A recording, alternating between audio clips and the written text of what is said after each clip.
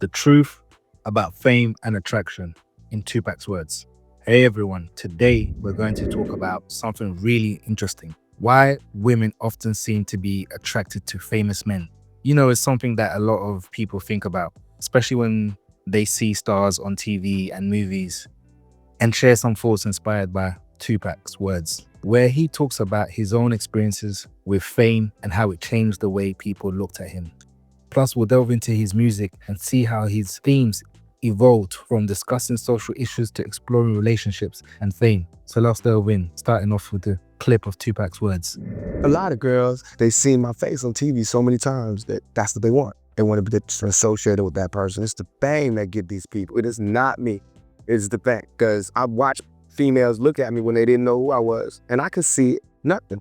And then as soon as somebody whispered who I was, it's this glare in their eye. You make yourself want that person, you know? How do you feel about that? I don't understand how people could stand next to you 1 year, and next year they cannot stand there. They just going crazy screaming. They just can't take it that you're right there. But just last year, I was in the same club, walking around lonely like a motherfucker. You know what I'm saying? Couldn't get a date. Couldn't get nobody to dance with me. I was too skinny, too something. And now he's just adorable. He's just, Chapter 1, Fame versus Real Connection. First, let's talk about what fame really is. When someone is famous, they often in the spotlight. People know their name, their face, and what they do. Tupac points out that many women want to be close to famous people, not necessarily because they like them as a person, but because of the fame itself. For example, it's like being around a shiny diamond protected by a glass box that everyone admires. When he was not famous, he felt invisible to some women. But once people recognized him, their attitude changed completely.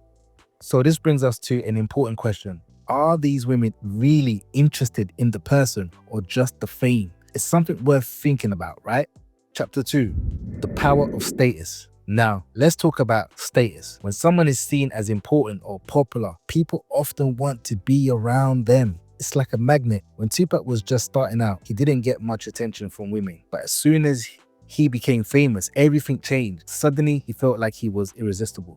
This shows us that sometimes people are drawn to others because of their status rather than who they really are inside. Many of us have seen this in our own lives.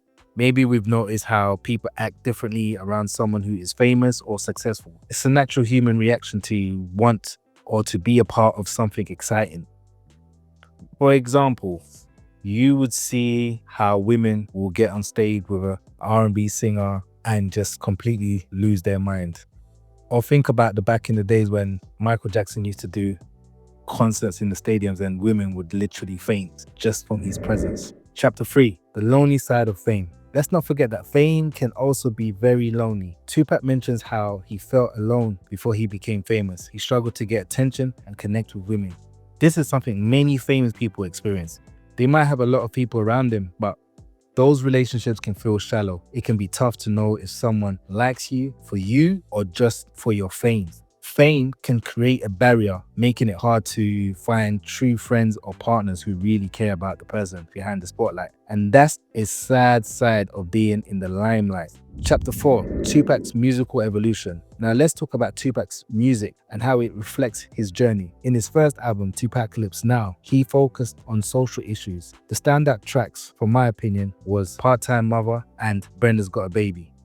Now, this song tells the story of a young girl facing tough circumstances, highlighting problems like poverty and neglect. It's powerful and showcases Tupac's desire to address real-life issues affecting his community.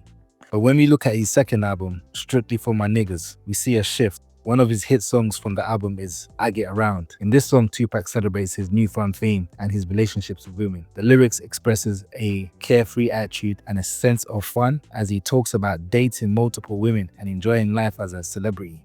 This change in subject matter shows how fame brought him not only attention but also a different experience with women. Chapter 5, From Social Issues to Relationship. The transformation in Tupac's music reflects a broader theme, how fame can change the way people see you and how you see yourself. When he became famous, the conversations around him shifted from serious issues to more playful and romantic themes. Now, don't get me wrong, he still had songs that touched on social issues like Keep Your Head Up, but nonetheless, there was a newfound experience that he had experienced with women. While Brenda's Got a Baby calls for attention to real struggles, I Get Around shows the excitement and the allure that comes with fame, where women are drawn to him for who he is as a famous person. This shift can highlight the contrast between the struggles he once sang about and the glamorous life he found himself living. It's a reminder that fame can bring both opportunities and challenges, especially in personal relationships. So, Tupac reflects on the complexities of fame and attraction. He observes how women often associate themselves with famous individuals not out of genuine interest in the person, but because of the allure of fame itself. He points out the stark differences in how he was perceived before and after gaining recognition. When he was unknown, he struggled to connect with women, but as soon as they learned who he was, their attitudes changed dramatically. Tupac words highlight a common experience many public figures face: the ideal that fame can alter perception and create a superficial attraction that may not be rooted in true connection or character. 50 Cent once said in a record, I quote, "They say I'm handsome now," also indicating that he wasn't considered desirable by females before the fame, and since the fame he's become more desirable to women. His rise to fame has significantly changed how women view him, making him more attractive to them. Tupac's commentary. This commentary reveals the loneliness that can accompany fame, as relationship may become more about status than authentic connection, leaving the individual questioning the sincerity of those drawn to them. So in conclusion, fame can be a double-edged sword. While it can attract attention and admiration, it can also make it hard to find genuine connection. Tupac's words remind us that while women may be drawn to famous men, it's essential to think about what lies beneath the surface. True relationships are built on real connections and shared values, not just the glow of fame. So thanks for watching, and I hope you find this discussion interesting. Let me know your thoughts in the comments. Do you think fame really matters when it comes to attraction? I'd love to hear your thoughts. Salute, yours truly, Leon Maz from Leon Talks TV.